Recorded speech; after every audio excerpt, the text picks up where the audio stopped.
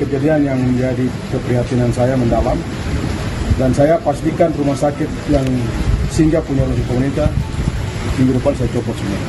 Mendagri Tito Karnavian bilang jika tim Kemendagri dan Kemenkes telah berangkat ke Jayapura, audit dilakukan untuk mengetahui penyebab korban ditolak rumah sakit hingga nyawanya melayang. Saya melapor pada beliau, jadi antaranya itu perintah beliau untuk segera lakukan perbaikan audit, dan saya sudah nyampaikan, saya sudah komunikasi dengan gubernur, sudah. Saya minta gubernur, begitu saya dapat informasi, gubernur Pak Matius Fakiri sesegera mungkin ke rumah korban, keluarga korban, semua dibantu. Yang kedua melakukan audit internal, masalahnya di mana. Dikumpulkan rumah sakit itu, termasuk juga pejabat-pejabat yang di dinas kesehatan dan lain-lain, baik provinsi, kabupaten, dan juga yang swasta.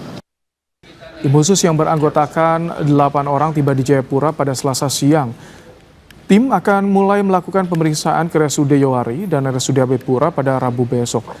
Tim khusus akan meminta klarifikasi pemerintah daerah termasuk pihak rumah sakit serta menemui keluarga korban. Siapa, Pak? Tim dari Inspektorat ada 8 orang untuk melakukan pemeriksaan PDTT, pemeriksaan dengan tujuan tertentu. Jadi ada objek yang harus kita lakukan pemeriksaan.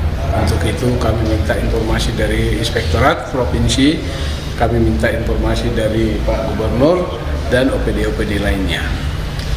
Itu yang bisa. Memang udah banyak informasi yang kami dapat, tapi untuk klarifikasi aja kepada Gubernur. Untuk besok kami baru melakukan pemeriksaan.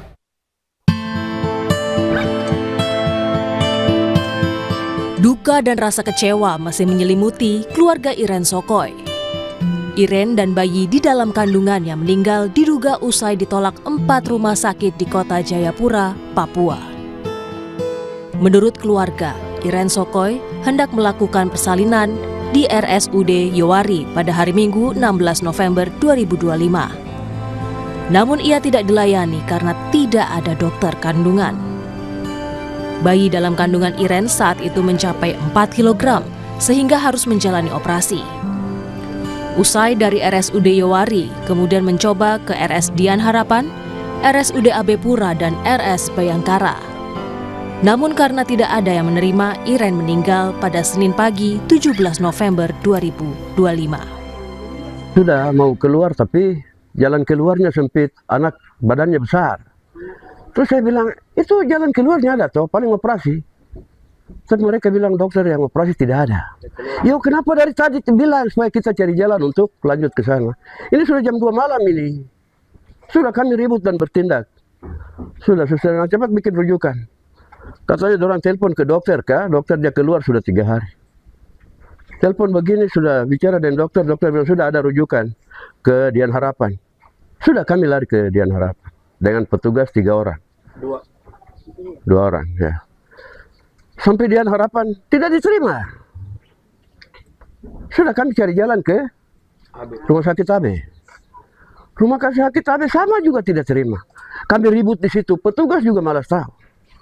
Ini kadang sudah mereka terlalu lama bertahan, toh akhirnya sesak napas naik. Atas kejadian ini, Gubernur Papua Matius Fakiri minta maaf dan berjanji akan mencopot tenaga medis yang menolak pasien. Di kejadian ini kejadian yang menjadi keprihatinan saya mendalam, dan saya pastikan rumah sakit yang singgah punya oleh pemerintah minggu depan saya copot semua. Sementara Pemkab Jayapura mengeluarkan kebijakan untuk menggratiskan seluruh ibu yang melahirkan di RSUD Yowari Sentani. Pemkab juga berjanji menambah dokter kandungan agar kejadian serupa tidak terulang. Ke depan dalam kebijakan saya sudah minta diatur, semua ibu-ibu melahirkan di rumah sakit Yowari itu gratis. Tidak boleh kita, semua gratis. Khusus mama Papua, melahirkan di rumah sakit Yowari itu harus gratis. Direktur RSUD Yowari Sentani menyambut baik usulan dari Bupati Jayapura Yunus Wonda. RSUD Sentani mengaku kejadian ini menjadi pembelajaran. Ke depan, pemerintah akan mengupayakan untuk menambah dokter spesialis kandungan yang bersiaga.